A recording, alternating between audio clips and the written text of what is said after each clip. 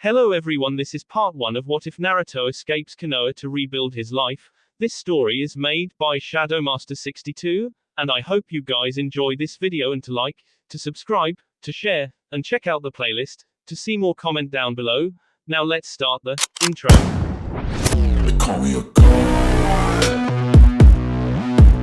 They call me a god. They call me a god. Join my membership, the perks are great. It's in the description. The night was cold, and the wind blew steadily over the treetops. On the wall stood a solitary figure, gazing off into the darkness of the forest, his mind haunted by memories. He had failed to save his friend and failed to keep his promise to Sakura. What was his way of the ninja worth if he couldn't even save those few who he cared about? How many days had it been? He wasn't sure. He spent his days in fitful slumber haunted by nightmares, and his nights were spent exactly as he was now, gazing out into the forest, seeking answers. He let himself drift, reflecting on all that had happened since he passed the Genin exam, trying to find some fault in his actions, somewhere he had gone wrong. There must have been a way to save Sasuke. He refused to allow himself to think otherwise. He thought about Kakashi and Iruka, those who had tried to teach him everything there was to know about being a ninja. He thought about Sakura, who he now realized would never have eyes for anyone other than the bastard, and of the various other people whom he has had the, sometimes, pleasure of knowing. Konohamaru, Lee, Neji Sandaime, Tsunade, Jiraiya, Shikamaru, Chuji, Hinata, and Kiba. He immersed himself in memories. Naruto blinked and looked up at the sky, feeling a drop of water on his face. Within minutes, a light rain was covering Konoha.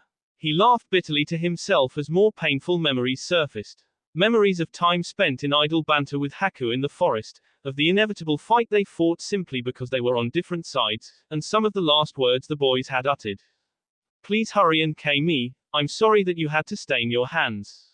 Please fulfill your dreams. My dream to become Hokage, to gain everyone's respect, and to never take back my words, my dreams are a joke. Naruto broke, he fell to his knees and let his tears mingle with the rain. I've been wasting my time, what would Zabuza and Haku think of me now? I once thought they were evil, but they both die in contentment, fighting for those they loved most. Of all things he believed that to be true, and sometimes, it was all that kept him going. When he seemed doomed, he tried to remember the look Zabuza had had on his face, tears running down it, as he had fought to revenge Haku with nothing but AK in his mouth. There had been fury, despair, and love. Zabuza, K of 100, demon of the hidden mist, had loved Haku like a son, and in return had gotten love, and loyalty above any other. Naruto looked up into the sky and wondered if he would ever be able to understand those feelings, and suddenly felt a need to escape. He jumped off the wall onto the slightly damp forest floor, and dashed off into the darkness. In years to come he would look upon this as one of the most irrational decisions he had ever made, but it was always followed up with a laugh and the comment that it was also one of the best. Originally, Naruto had no idea where he was going, he just felt the need to run. He pushed himself to the limit, trying to escape the past by exhausting his body. He ran for what felt like hours, the rain splattering on his face as he was assaulted by memories. He continued to run long into the night, and he collapsed under a tree just as dawn was breaking and immediately fell into a blissfully dreamless sleep. Naruto woke groggily to the sound of birds chirping. He sat up against the tree and, shading his face with one hand, glanced at the sun. It seemed to be late afternoon, as the sun was high and the puddles of water from the previous night's rain were already starting to dry up. He stood up and stretched, letting out a long yawn, and took note of his surroundings. All the peace his previous night's exertions had given him vanished as soon as he realized where he was. This was where he had had his first experience fighting enemy shinobi. He and his team had fought the demon brothers here, and he had, under this very same tree. He couldn't help but laugh at the irony, he had run right into the hands of the same experiences he had been trying to escape. He wondered idly if anyone in Konoha was worried about him, but brushed it off immediately. No one in Konoha would notice even if he disappeared from right under their noses. He froze at this thought and glanced at the path that led to Wave Country. He turned around in a circle, looking at all the scenery around him, and for the first time in weeks, he had a true smile on his face. Why not? He called out to the empty forest. I could use a vacation, and it's been far too long since I did anything for myself, and it will be nice to see how that brat Inari has grown. Having thoroughly convinced himself, and with nothing but the cloths on his back and 13 shuriken, Naruto eagerly dashed down the long road to Wave Country. Despite his initial enthusiasm, hours of walking had dampened Naruto's spirits. There are very few things, he decided, more boring than traveling long distances by yourself. He was soon playing games with himself, seeing how far he could jump from one tree to another or pretending to be stalking an imaginary enemy, but these were only temporary distractions, so pretty soon he decided to just run again. It took only 4 days to reach the borders of Wave Country, and it was with great relief that a chakra-depleted Naruto flopped up against the side of the bridge that had altered his life forever, and just watched the people go by, waiting to regain some of his stamina. Naruto wandered around the relatively small city that was the capital of Wave Country in awe. It was completely different from how it had been but a short time ago. Shopkeepers called out into the packed markets, and fresh fruit and vegetables from all corners of the globe filled produce carts. The city appeared to now be a central hub of trade. Naruto's explorations eventually led him to the center of town, where he was more than shocked to see a large stone monument in the middle of a small park. It had a simple pyramid shape and was about 6 feet high, and each side was inscribed with the symbol of the hidden leaf. After a short prayer at the monument, Naruto realized he had to stop stalling. He was tired, had no food or clothing, and was broke. He knew logically there was no reason to be afraid of Tazuna and his family, they were his friends, but he hadn't exactly given them any warning, so he was understandably nervous. He eventually did manage to work up his nerve and make his way to Tazuna's house, only to find that it was no longer there. With a sigh, Naruto went to a neighbor and knocked on the door. "Yeah, what do I want?" came the rather annoyed-sounding voice from inside the house. I was wondering if you knew where Tazuna the bridge builder is living." Tazuna. The door opened slightly and a middle-aged man peeked out. He moved out a month ago, got into the trade business and got himself and his daughter a better house near the market. Who wants to know? Naruto improvised, using mostly the truth. "I'm an old friend of Inari, the grandson, and figured I'd visit as I passed through the country." The man shrugged his shoulders and gave Naruto the address. Naruto got somewhat upset when he arrived at said address to find he had passed the very house earlier that day, but he was sufficiently impressed. It looked as though the old man had done well for himself after the bridge was finished. The house was no mansion, but it was 3 stories and looked brand new.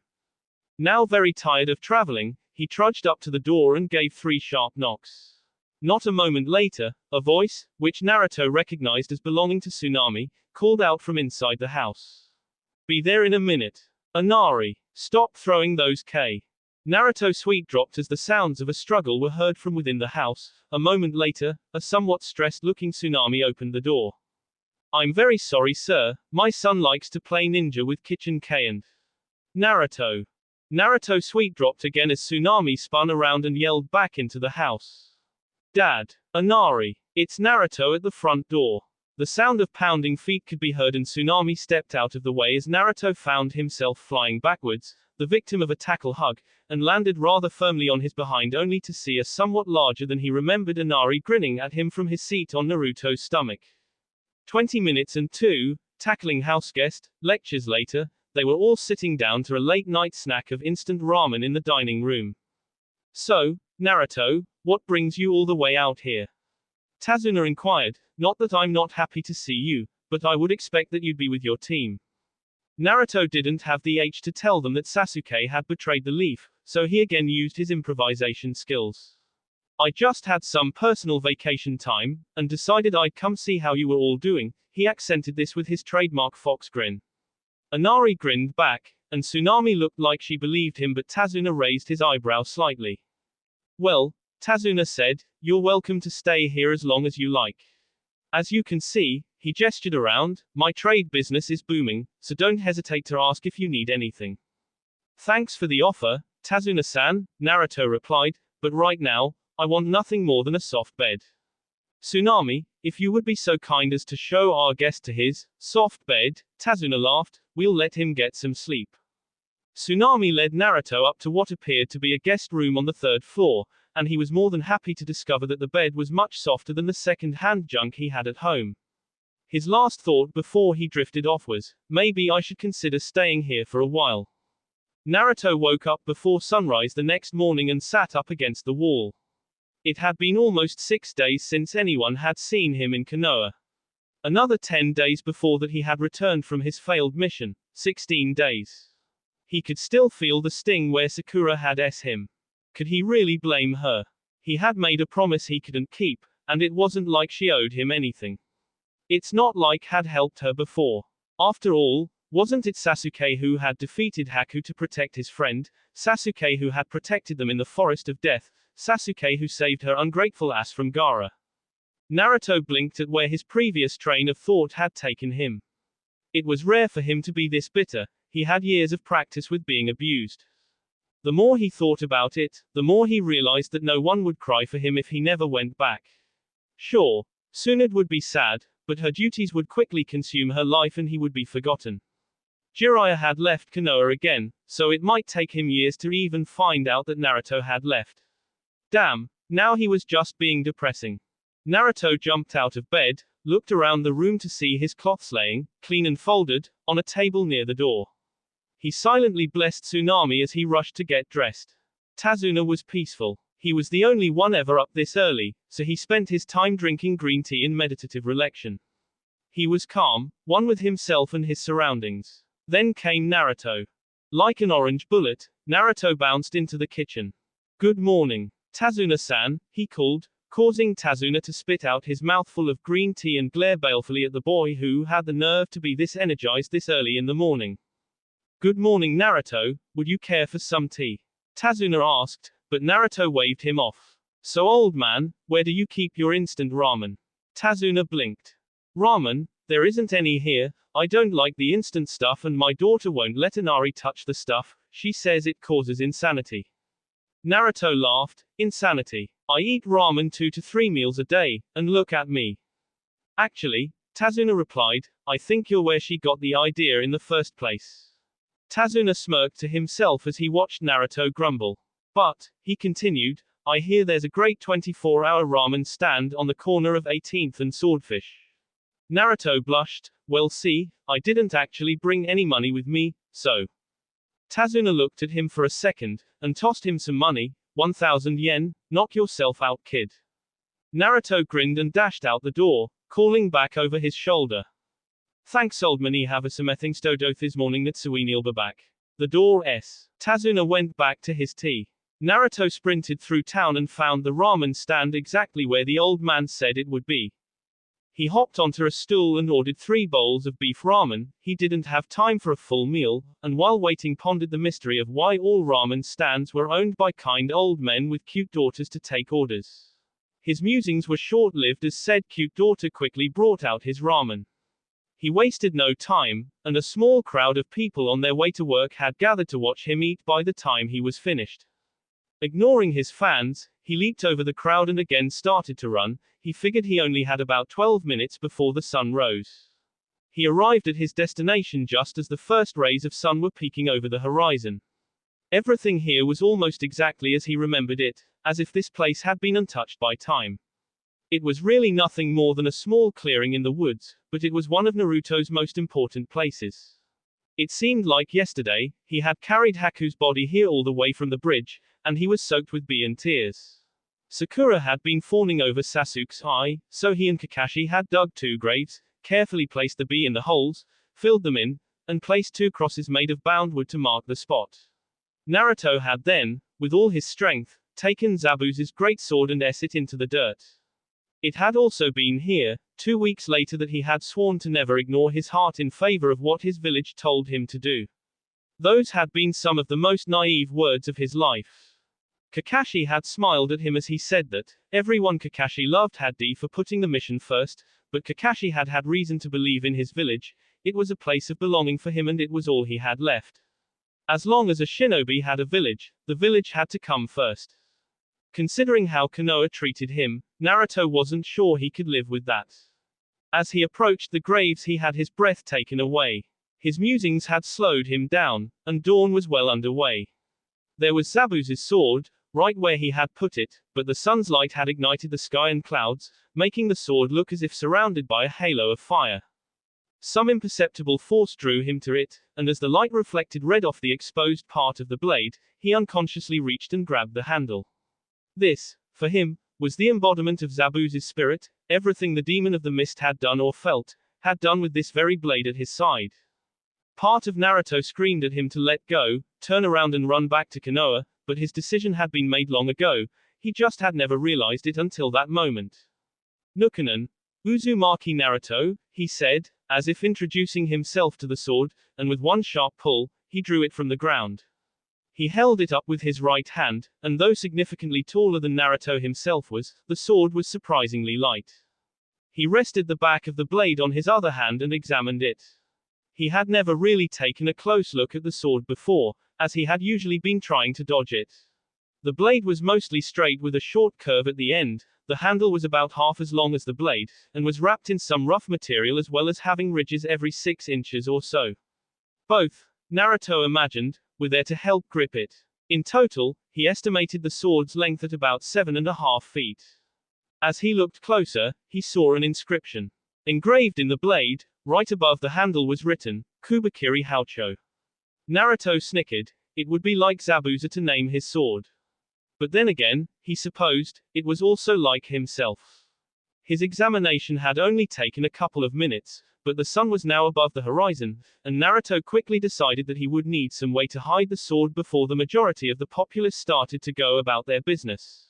He glanced around the clearing again, and with a short prayer and a promise to return, he was rushing back to the edge of town with Kubakiri over his shoulder. He arrived at the edge of town to see, just as he had feared, people getting up and starting to fill the streets. The first thing he saw was a clothing store, so he rushed inside, being careful not to see the top of the doorframe, and glanced around the store. A young woman who had been working at a sewing machine was now staring rather pointedly at his sword. Hey lady, I have. Naruto reached into his pocket and grabbed his change from breakfast, 508 yen, and I need a 7-foot by 4-foot piece of fabric. What can you give me? The young woman quickly composed herself and thought for a moment, do you care about quality? I could give you a piece from the end of a roll, but ends are always frayed on one edge. I don't care about quality or color, but I would like it soon, Naruto said nervously. He was hoping that no one had recognized the sword and each second increased the risk. The woman disappeared into a back room and appeared moments later with the requested cloth. It was thick, white, and almost exactly the size he needed. Naruto grabbed the cloth, shoved the money into her hand, spread the cloth over the table, set Kubakiri on it, and stared. It hadn't really occurred to him that he had no idea how to wrap it. The woman, who Naruto now took the time to notice, had a name tag that read, Ryo, laughed slightly at the flabbergasted look on his face. Would you like some help with that? She asked, still giggling. Naruto had the grace to blush.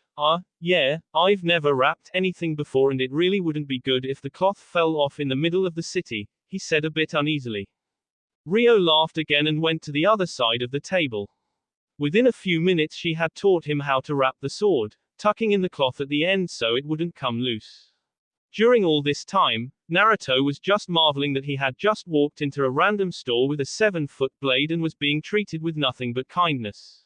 He smiled at her and grabbed his newly wrapped sword. Thanks, Ryo-san, he called back as he left the shop. Back in the shop, Ryo sighed. She had just sold 2,500 yen worth of high-quality cloth for 508 yen because the boy had been cute. The owner was going to be pissed. Naruto was happily walking down the street with his new cloth-wrapped bundle. He was getting some weird looks, but he had decided that looking weird was much better than looking dangerous. With his minor panic attack over, it was just starting to sink in that he was now a self-declared missing nin. Though the decision to leave the village left him much more relaxed, he realized that he had a lot to do. He started to make a mental checklist. First of all, he had to change his appearance. Naruto was not so arrogant as to think he could take on the Konoha hunter nin, so that meant that he had to hide from him, no one could ever recognize him. He also realized with some sadness that he'd have to change his last name. Secondly, he had to learn to use his new sword.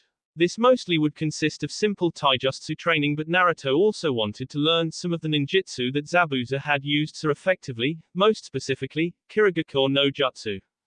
Thirdly, he had decided that Zabuza and Haku needed true gravestones, not just the wood crosses he had made with nails. This would require him to earn some money, which he obviously needed to do anyway, but it also meant staying in Wave Country, maybe for as long as 2 months, and that would be see it tight. Fourthly and finally, he had to send some kind of message back to Konoha. He wanted to give the impression he was so a suicide note would be appropriate. No one who cared about him would have problems understanding why he would kill himself, and everyone else would celebrate, so that would work out well. The only problem would be that the note would have to come from somewhere far from Wave Country. He would have to think about that. Naruto continued down the street and noticed a couple of sailors staring at his forehead, cursing himself. He realized he had his forehead protector on. He rushed into a side street and shoved it into his pocket before hurrying back to Tazuna's house, annoyed at his own stupidity, but happy that he had at least some vague plans. He opened the door and walked into the now eerily silent house. He knew that Inari had school and Tazuna had to run his business, but it didn't make their absence any more disconcerting. His unease was alleviated slightly when he heard the sound of water running and humming in the kitchen. He peeked his head in to see Tsunami washing the breakfast dishes. He ran upstairs to his room and climbed out the window onto the roof. He found a secluded spot facing away from the road and hid Kubikiri. He then snuck back inside and crept into the kitchen behind Tsunami. He cleared his throat and she jumped, spinning around, only to smile upon seeing who it was. "You've got to learn to make sound when you move, Naruto," she said shakily. "You scared me half to death." As she was collecting herself, Naruto took a moment to think. He didn't want to lie to Tazuna's family, but he also didn't want to leave a trail. He decided not to tell too much of the truth. He was afraid of Hunter Nin more than he was afraid of Tazuna's discovering his lie. "Ne, Tsunami-san," he tried to look embarrassed, "I kinda lost my pack on the way here. I really don't mean to impose, but..." "Stop." Tsunami see him off and smiled at him. "Father makes enough money that he could buy a new house every week. Your shopping expenses wouldn't even make a mark on the books." "Thanks, Tsunami-san, and by the way, I noticed the monument in that park near the market. Do you know who made it?" Naruto was hoping she did. He had noticed the stonework was superb, probably someone he could hire to carve the 2 gravestones he needed. Tsunami thought for a moment. "I think it was Soba Akira. He runs a stone and metal workshop near the north end of the city. Why?" Naruto needed an excuse, and suddenly got a great idea. "I was thinking I might stay in the city for a while, and figured I'd need to get a job. I thought that any guy who made such an amazing monument to Konoha would be the kinda guy I'd want to work for." Once again, Naruto had to internally laugh at the irony of his words, but he had gotten what he wanted. So, Naruto started again. "Would you be willing to come cloth shopping with me, or am I on my own in this?" Tsunami glanced around at the house, looking a bit harried. "Would it be okay if you shopped on your own, Naruto-kun? I really have a lot of work to do today," she continued apologetically as she reached into her purse. "Will 40,000 yen be enough?" Naruto was ecstatic, but tried not to show it. That much money would normally sustain him for 2 weeks. He was determined to save a large portion of it. He realized she had been holding the money out for half a minute and took it, trying to respond. 40,000 yen. "That will be more than enough, but I'm not sure how long it will take and really don't know where to go. My cloths have always been pre-ordered and paid for by the Hokage." Tsunami looked as though she were shocked at the thought of someone having never gone cloth shopping. She grabbed a pad of paper and wrote down an address. "Here, Naruto-kun, start at this shop. The lady who runs it is a friend of mine. If you don't find anything you like there, she'll help direct you." Naruto thanked her profusely for both the money and the advice and soon found himself back out in the bustling streets. He followed the directions on the paper, but started to get suspicious as the streets started to look familiar. He arrived at the address Tsunami had given him only to start banging his head against the nearest lamppost. Rio sat in her chair staring at the ceiling. Apart from the cute boy with the sword this morning, the day had been really dull. She had finished 3 minor alterations and helped an old lady pick out some socks and was now attempting to count the bumps on the stucco ceiling. All of this essentially meant that she was more than happy for the distraction when she saw cute sword boy smashing his head against a lamppost outside the shop. She walked to the door and called out, "Hey, can I help you with anything?" Naruto glanced around, and realizing he had once again drawn attention to himself, rushed inside the shop. "Yeah, see, I'm looking for some cloths." Ryo blinked. "This is a clothing store, care to be more specific?" Once again Naruto found himself embarrassed. I really can't be more specific. I've never really shopped for cloths before." Now she was interested, never shopped before. Ryo didn't actually find that hard to believe as she looked at his orange jumpsuit. "Did you at least have something in mind?" Naruto, having never had any choice as to what he wore, found that if he thought about it and looked around the store, he did have some ideas. He wandered over to the pants and started to pull things off the rack. "Any, Ryo-san," he said as he browsed, "do you know of any good barbers nearby, particularly any who specialize dyeing hair?" If Ryo was confused by the question, she didn't show it. "There's an old man who uses some weird technique to make his own dyes. He can supposedly make dyes that alter the roots themselves, but I don't really believe that."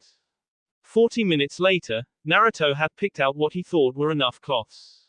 He had 2 pair of black pants, a couple white t-shirts, a dark navy vest with all the needed pockets, and new sets of sock and underwear. He was well aware that this ensemble clashed horribly with his hair, but he intended for that to be the next thing he changed.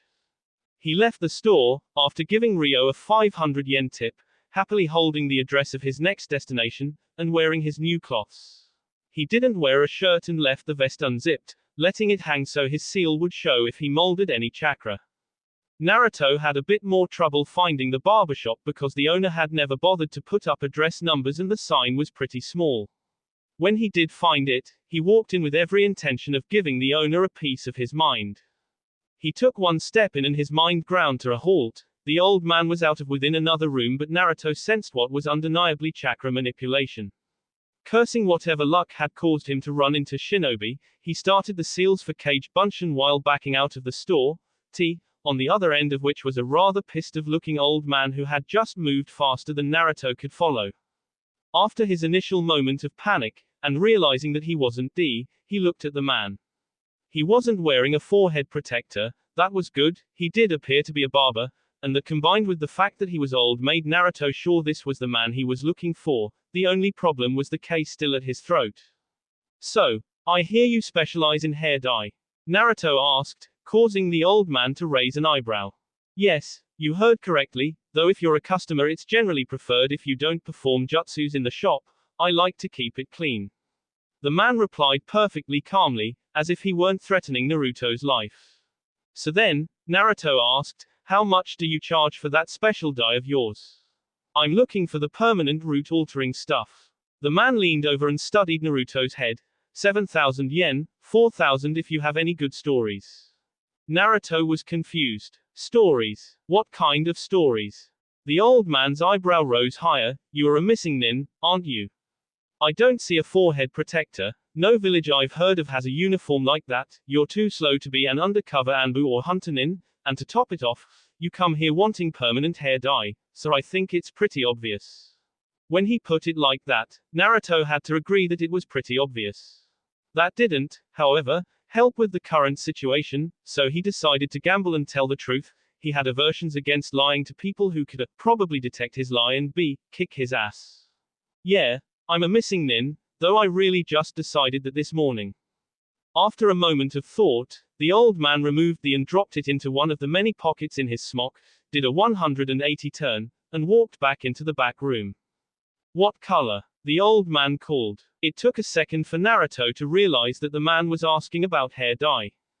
"A dark maroon," he called back to the man. Naruto had thought carefully about his choice of color. He wanted something drastically different from his current blonde, but not something he wouldn't like. The man emerged holding a bottle and a bucket and gestured towards one of the barber chairs. Naruto sat as the man rubbed an odd chemical into his hair before telling him to rinse his hair in the bucket. Once that was done, the man took out a pair of scissors, started to trim and told Naruto to start a story. The next hour was one of the most bizarre and interesting of Naruto's life as he and the man exchanged stories of their lives as shinobi. Naruto talked about the mist techniques he wanted to learn and how he hoped to learn them, and the old man told Naruto of missions he had done in years long past. No introductions were made and no names were mentioned. neither even knew what village the other was from, but both felt as if they knew the other by the end of the see and die. Naruto gave the man his money, a little salute, and walked out the door with his hair now a dark red. It would be hours later that he would find the small scroll in his pants pocket labeled, beginning and intermediate stealth jutsusism with the mark of the hidden mist. Translations. Kubakiri Haucho, head chopping cleaver. Nukanen, missing nin. Kirigakure no jutsu, hidden mist no jutsu. Kage bunshin, shadow replication, but you should know this one. The third morning, Naruto was awakened by the sound of mayhem on the lower floor. He had been up most of the night practicing Kirigakure no jutsu. He had arrived at Tazuna's just in time for dinner and had left right after, mainly because dinner had mostly consisted of the various family members ogling his new hair and cloths. He started practicing at the waterfront, and quickly got the jutsu to work. It was an easy technique when compared to the Kage bunshin or Rasengan, but controlling the mist effectively required a lot of chakra control. What this essentially meant was that he couldn't control the mist too well, but he got a lot of it. By the end of the night he had managed to perform the jutsu using only a bucket of water, but he had a feeling it would be a while before he could pull it off using just the water in the air. More important now, however, was getting breakfast. Naruto slid on his pants and went downstairs, greeted by the sounds of Tsunami fighting her usual battle to get Inari ready for school on time. Watching her, Naruto figured she would have made a pretty good kunoichi. Inari, she hollered, how many times have I told you to stop throwing those K? Naruto walked into the kitchen to find himself facing a number of stake K embedded in the wall. He idly noted that considering Inari's position relative to that of the K, the kid had pretty good aim. Naruto had the momentary image of a future battle, Tenten, weapons master versus Inari, kitchen K ninja. He laughed to himself, causing the room's other two occupants to finally notice him. Oh, good morning Naruto-kun, Tsunami greeted while simultaneously trying to get Inari to stay still and eat his breakfast. This, of course, was quickly becoming impossible once Inari noticed his idol had entered the room, so Naruto decided he better calm things down. Inari, you really should eat your breakfast. If you don't, you'll be late for school, and if you're late for school, you'll be in even more trouble, Naruto reasoned. Inari seemed to process this for a moment, but Naruto made sense and his desire to please both his mother and idol overcame his defiance, so he grumblingly sat down and started to eat. Tsunami looked gratefully to Naruto before walking over and starting to yank K out of the wall. Naruto-kun, she said as she pulled out another K, there's some breakfast for you there too, I made pancakes. Naruto was in awe, he had never had pancakes made for him. He pretty much just eaten ramen in Konoha, crap, he had managed to avoid thinking about Konoha until now. He refused to feel guilty about leaving. Feeling guilty led to thoughts about the people who would feel betrayed, and he refused to call what he had done betrayal. Betrayal implied that he owed something to Konoha and the people who lived there. He continued down this thought path and Tsunami could only watch as Naruto looked more and more depressed. She then grabbed him firmly by the hand, jolting him out of his reverie, and dragged him over to the table.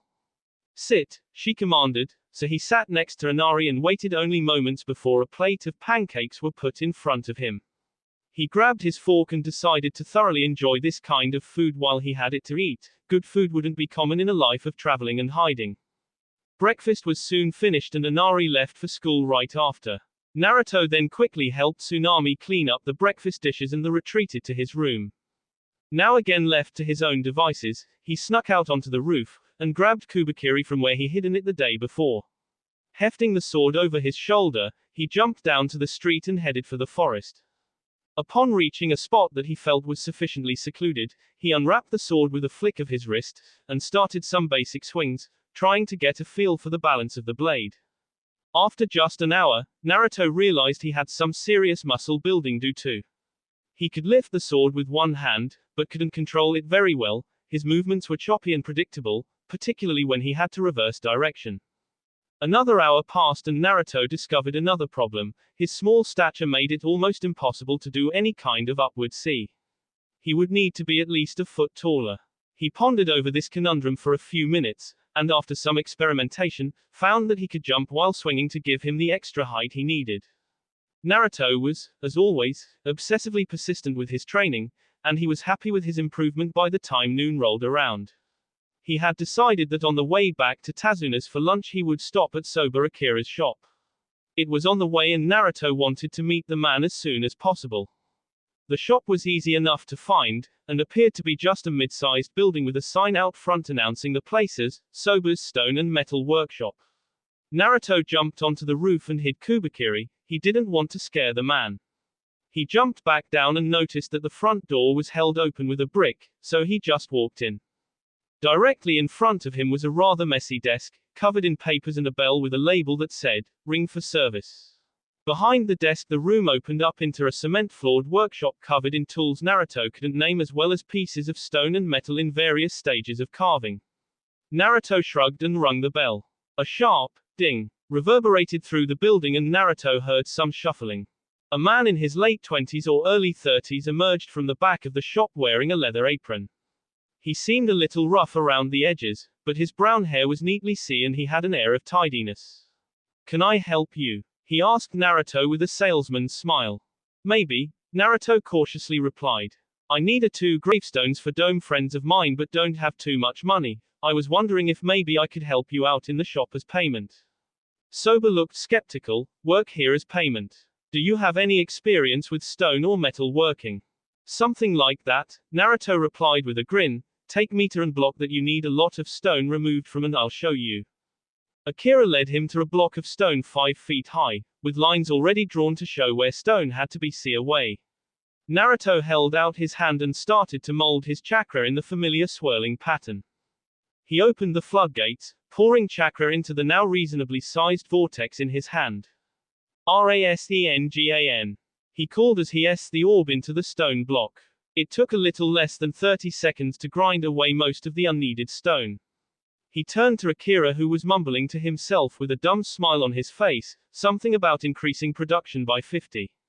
Akira soon snapped out of it and grabbed hold of Naruto's arm. "I'll pay you 2,000 yen an hour, when can you start?" he asked excitedly. "Right now," Naruto replied with his trademark fox grin.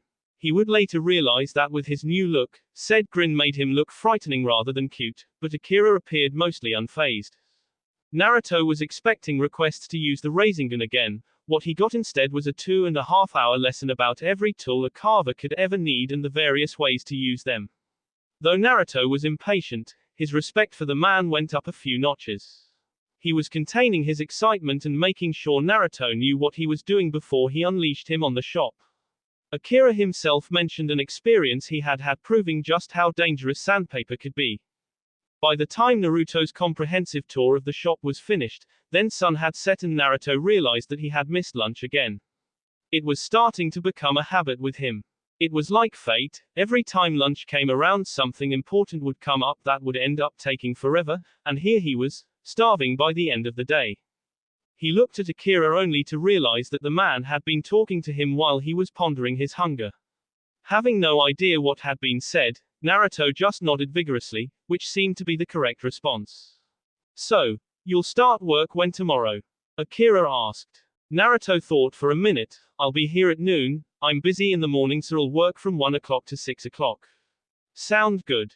Akira nodded. "Yes, that should work nicely. We'll also need to discuss the details of your order." Naruto nodded as he turned to leave. "Okay then Akira-san, 1 o'clock it is." Akira grinned as the boy ran off into the distance. That kid's weird energy ball thing would see his production time in half. He was already drooling. Naruto waited until Akira had turned and gone into the shop before doubling back to pick up Kubikiri. It wouldn't be good to forget it. Naruto ran all the way home, as he was now temporarily calling Tazuna's house. The day had gone as well as he could have hoped and better. He now had a job that was both training and paid better than being a ninja ever had. He could even move his plans forward, maybe as much as 3 weeks. Between the 18,000 yen he had left over from shopping and a month's salary at 10,000 yen a day, he would be set for quite some time. Naruto jumped up to the roof, hid Kubikiri, slipped down to his window and climbed inside. He figured he had 40 minutes before supper and there was something he needed to do. He sat on his bed and took his forehead protector out of his pocket. For the second time that day, he gathered a chakra swirl in his right hand and then carefully used his Rasengan to grind off the symbol of the hidden leaf. He grabbed a K out of his holster and, even more carefully, carved in 2 kanji. He tied it back around his head and went into the bathroom to admire his work. His forehead protector now read, Akuma Shinkaru, Demonic Mirage. Naruto had thought a lot about what he was going to do about his forehead protector. Leaving it in its original state would attract attention he didn't want from the leaf, but it was what told the world he was a shinobi, and he had no intention of settling somewhere and finding some menial job. He had finally decided that he would try to build a reputation on his own merits as a shinobi without loyalty to a village, but doing that would require a distinctive look, and he would have to eliminate everything inside him that could be recognized as Uzumaki Naruto. It was in that moment, as he examined and pondered his almost unrecognizable appearance in the mirror, that Uzumaki Naruto D, and Fushiku Naruto was born. It wasn't simply a decision to change a name, because Fushiku had to be everything Uzumaki wasn't.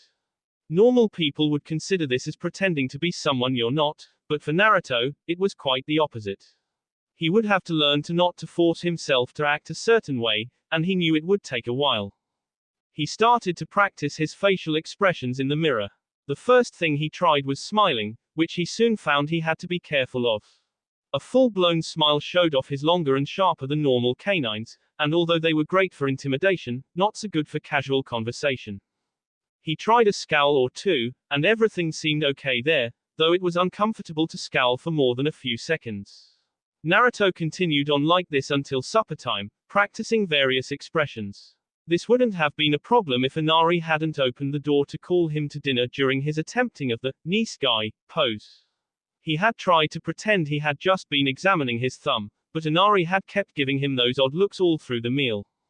Naruto announced during dinner that he had gotten work at Soba's shop to the surprise of all. He didn't go into details, just said that Akira had found a use for some of his unique skills.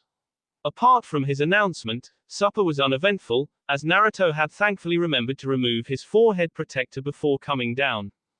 Naruto again quickly escaped to his room, as he wanted to get to bed early and had one more thing to do. He knew what being a missing nin could do to someone, and so he needed rules for himself, a new ninja way. He sat down with a piece of paper and started to write. Never leave a mission uncompleted, he figured this one was a given, but it felt good to write. Never do a mission because you were told or begged to, this was important, as so many missions were a waste of time and he couldn't afford to work on pity. Never go into a situation without knowing the way out, this was a rule he felt too many shinobi had D for forgetting. Never see twice, Naruto thought of this as an analogy for life, always be sure to succeed on the first try because you may not get a second. Naruto looked at his list with satisfaction before folding it and sliding it into the slit in his forehead protector cloth where he had only a short time ago hidden ramen tickets. He then changed and jumped into bed. As he lay there, staring at the ceiling, he reflected on how much his life had changed in a mere 7 days. It had been 2 weeks since he had stumbled into Konoha covered in B, wasting his tears because the bastard had an unhealthy familial obsession. He had wasted a week moping about his stupid teammates, and in that same amount of time, he had forever changed his life for the better. That night, for the first time in his life, Naruto fell asleep with no fear as to what the next day would bring. It was not a good morning to be a tree. Naruto had now been in Wave Country a total of 15 days. After met Akira, his days were busy. He would get up, train in the forest with Kubakiri and his new jutsus, break for lunch, go to work, arrive home just in time for supper, and it now being at least 7 o'clock, he had a couple hours of free time, which he usually spent training anyway, before he had to get to bed. This had gone well until 2 days before when Naruto realized he needed to send his message to Konoha soon or they would come and look for him. The problem was that he needed to send it in a way that it couldn't be traced back to Wave Country. He knew that if enough effort was spent, someone would remember him and his story would be blown. He needed the Konoha records to show that he had K himself due to emotional trauma somewhere far away from Wave, so he had come up with what he thought was a very clever plan. He had mailed his letter the day before and had been going insane with worry for the last 24 hours. He knew there were a million things that could go wrong. Unfortunately for the forest, the only way Naruto had found to vent his anxiety was to train with even more intensity, and the trees were covered in large S marks. On the positive side, he had improved greatly and could now handle Kubakiri one-handed without looking like an idiot. Naruto practiced for another 15 more minutes before collapsing into the grass and staring at the sky, breathing heavily and letting his mind wander. It was amazing how so little time could change one's perspective so much. Naruto had always lived by hating those who K without reason, and devoting his life to fighting against them, without ever realizing he was being manipulated. What had he thought the Anbu had been doing his whole life? Orochimaru had tried to destroy the leaf and assassinated Sandaime Hokage, but how many innocents had been killed in wars and skirmishes Konoha had started? How many assassinations were performed by leaf shinobi in a month, a week, a day? Uchiha Itachi had killed his whole clan just to measure and improve himself. But the Hyuga had been regularly and killed each other for as long as village history recorded, and they were among the most respected of the leaf clans. If he added himself, he had the group of people that Konoha despised above all others, and there was only one thing that they had in common. It wasn't their viciousness, their cruelty, or even whom they killed. It was because they had left the village.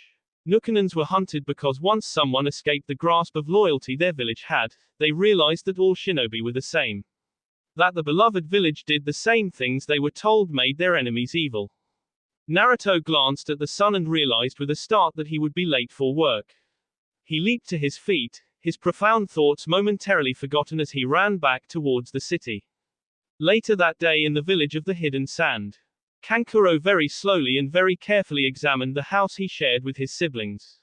Temari had a date. He knew this meant she wouldn't be home until at least midnight, more likely 1 or 2. Gaara was of doing whatever it was that Gaara did. No one had ever bothered to figure out what that was, but he was never around. Kankuro giggled with delight. It was rare for him to have the house all to himself. He was just building up to full-fledged maniacal laughter when the doorbell rang. Kankuro froze. He hadn't even known they'd had a doorbell. If Temari forgot her key and couldn't get in, she just broke the door down, and Gaara teleported with his sand. Kankuro opened the door to be confronted by a rather nervous-looking man in brown wearing a UPS hat. He opened the door a bit further. A worker of the United Postal Service meant a letter had been addressed to someone in his house. It was an unprecedented event. Kankuro opened the door all the way and looked at the man expectantly. Have a. The man grew more confident as he continued, package for a, Mr. Gaara of the desert, is he here? The man asked, obviously hoping he wasn't. Kankuro, for one of the few times in his life, was speechless. It took him a moment to realize the man wanted a reply. Gaara was upstairs, but this man didn't need to know that. Kankuro didn't want urine on the front stairs. No, but I'll make sure he gets it, Kankuro said with a fake smile. The man ran away from the house and Kankuro closed the door. What had he been doing again? A grin lit up his face. Now he remembered. He tossed Gaara's letter on the table and ran to his room. Again checking that the coast was clear, he withdrew a DVD case from under his mattress and grinned stupidly over the La Ika Ika Paradise, the motion picture. It was one of his favorite movies. He knew it was dumb, but loved it at the same time. But he rarely dared watch it with Temari always waiting for an excuse to beat him senseless. He skipped down the stairs and tossed some popcorn into the microwave, waited impatiently while it cooked and dashed to the living room and dove onto the couch. The movie had only been on a couple of minutes when Kankuro felt a presence behind him. He felt every muscle in his body tighten as Gaara calmly walked into his field of vision, over to the recliner next to the couch and, setting his gourd on the floor, sat down. Not entirely understanding what was going on but not willing to waste his Temari free time, he started the movie again. Kankuro was normally fond of commenting on the stupidity of various characters, but felt insecure with Gaara there. This feeling was quickly alleviated however. Don't drink the purple liquid just because it's sitting there. Have your brains leaked out of your head, or are you just a stupid pathetic waste of life? Gaara yelled. Kankuro looked at his little brother as if he had grown another head, which honestly, would have surprised Kankuro less. Gaara was yelling at the TV, at a movie, at his movie. The next time an appropriate scene in, Gaara was about to speak but Kankuro see him off. Why would anyone with a fraction of a shred of a half-D monkey's brain hit the big red button that says do not push? The two looked at each other, both with a little respect in their eyes. This went on for about the next 30 minutes, when disaster struck. The two heard the sound of the doorknob turning and barely had time to look before a slightly dirty and very pissed-looking Temari stomped into the room. She was yelling something about stupid boys and strawberry Kool-Aid. She stormed over to the couch and sat down, shoving Kankuro over. It wasn't until a few moments later, during a break in her cursing, that she noticed what was playing on the TV. A man and a woman were in the front seat of a car, entangled in a rather odd position while the man navigated the car through a sandstorm with his feet. The room went silent, except for the squeaking and moaning coming from the TV. Temari's eyes widened. That position cannot be physically possible. It was then that the Sand siblings found the first thing they had in common, commenting on dumb movies. It was the best time they had ever spent together. There was a brief interlude where Kankuro paused the movie to, with the help of some life-sized sand models courtesy of Gaara, prove that the earlier mentioned position was in fact possible, if extremely painful. As the movie ended, the three realized that they had just enjoyed a whole 2 hours of each other's company, and were actually sad that the movie was over. That was until Gaara reached into his gourd and tossed another DVD to Kankuro. This one was, Ica Ica Paradise 2, Revenge of the Squid. Kankuro looked at his brother in wonder. This isn't supposed to come out for another month, why do you have this? Kankuro demanded to know. Gaara shrugged and gestured to the still rolling credits of the first movie. Special effects team. Visual effects, Kurosaki Ichigo. Creature effects, Abarai Renji. Sandstorm and weather effects, Gaara of the Desert. The two elder siblings stared at their younger brother until he raised a non-existent eyebrow at them and gestured towards the machine. It was well past 1 o'clock when the second movie finished and they were all heading off to bed. On the way up, Gaara noticed a large envelope on the table, and was surprised to see it addressed to him. He took it upstairs and ripped it open to find a second envelope and a note. Dear Gaara, this may seem a bit weird to you, but it's really important that you follow the instructions in this letter. If I ever see you again, I'll tell you why. Whatever day tomorrow is, I need you to use henge to transform into me. Then take the letter in the envelope I sent to the courier and have it sent straight to the office of the Hokage, then go into the desert, release the henge, and go back to whatever it is you do. In a few weeks, people will come by asking about me. Tell them you only met me once, and that we talked about hate and the pain of life and other angsty stuff. Tell them I then disappeared into the desert without a trace. I owe you big time. Naruto. At the bottom of the letter was a scribbled drawing of a stick figure with fox whiskers. Gaara woke up the next day and did what Naruto asked. He really didn't have anything better to do, and figured Naruto wouldn't ask if it wasn't important. It also gave him something to do for a few weeks. He needed to practice his angst. Now, back to Wave Country. 2 more days had passed and Naruto was mostly done worrying about the letter, but in its stead got something else to worry about. He had overlooked one thing in his disguise, his eyes. Contrasted to the rest of his dark outfit, his eyes were a piercing shade of blue, and very recognizable. The thing was, he thought knew of a way to change his eye color, but it would require a great deal of research, be very dangerous, and guarantee that he would never be allowed in Konoha again. He did a double take and realized that he really didn't have a problem with any of those. He was really starting to like being a Nukanen. Now having spent 2.5 weeks in Wave Country, Naruto started to think about departure plans. Akira had offered to make the 2 gravestones free of charge and Naruto had set them in place the day before. He had been making money by the bucket load, and figured he wouldn't need to start taking missions for a while, which was good. Naruto had been spending more and more time in the forest. He had gained enough control to make Kirigakure no Jutsu a powerful if not perfect skill and was improving his sword technique every day. It was therein that the problem lay. The more Naruto trained, the more he realized that he had many things to work on.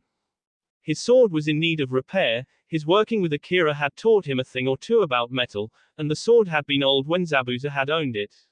He would have to find a master swordsmith if he wanted a good job done on a sword this unique. Most smiths, even good ones, just dealt with the basic swords, katanas, ninjatus, wakizashis, etc. His second problem was that training his body wasn't enough. He feared the first time he fought it would become painfully obvious that 3 weeks of experimentation was no match for a 200-year-old sword style. He needed to learn how to fight with his sword, not just swing it.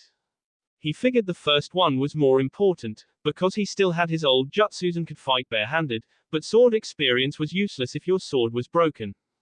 Now hoping to leave Wave Country in less than 10 days, Naruto threw himself into his training even more, and added into his daily schedule an hour at the local library. It wasn't as extensive as Konoha's, but Naruto found enough books on seals to give him a pretty good idea of what he would have to do to change his eye color. It wouldn't be particularly complex, just insanely dangerous. Naruto made a note to test this particular jutsu somewhere far away from, well, anything. With his having roughly planned his departure date, time sped by even faster. Before he knew it, his 4th week in Wave Country was coming to an end. Today was Friday and Naruto planned to leave this Sunday. That meant today would be his last day working for Akira, and Naruto was surprised to find that he would miss the man. As today was his last day, he felt there was a question to ask, but he wasn't quite sure how to do it. Naruto had been careful to never give any indication as to why he was here, and for all Akira knew, Rasengan could be a beginning-level jutsu. Naruto approached what passed for his boss's office and fidgeted for a moment. Akira glanced up. "Is there something I can help you with, Naruto?" he asked. "Yeah, I've already told you that I'm leaving Sunday, but before I go, I need you to promise never to repeat any of this and answer a question without asking why." Akira gave him an odd look, but nodded. "I want to know who the best swordsmith on He continent is, and where I could probably find him." Naruto let out a breath. If Konoha Hunter Nin were given the answer to this question and knew he had asked it, he would be thoroughly screwed. Then, to Naruto's surprise, Akira laughed. "That's what you wanted to ask. I was afraid there for a second.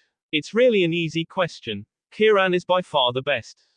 No one knows his last name, but he was the youngest of 3 brothers, all of whom were forced to flee from the hidden mist when the oldest went rogue. Kiran himself made 4 of the 7 legendary mist swords, and the middle brother, Naudi, made the other 3. It's quite a well-known tale in the metal working community. Kiran is somewhat of an idol." Akira took a breath and looked uncertain for a moment. Finding him may be more difficult. He was last known to have taken shelter in another village in the north.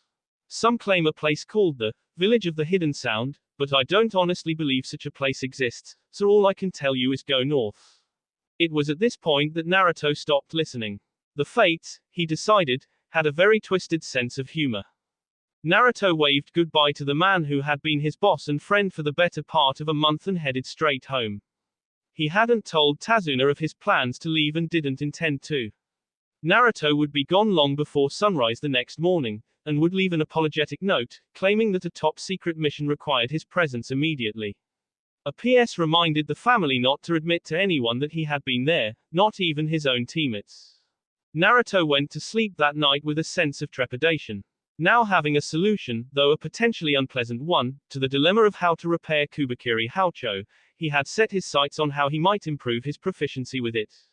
A regular sword master could teach him some basic forms, but Zabuza had not needed a style. He had simply fought with the sword as an extension of his body, and for Naruto to have any less skill would be an insult to the sword and its previous master. Naruto needed to learn from someone who knew and understood how to fight with a weapon of this size.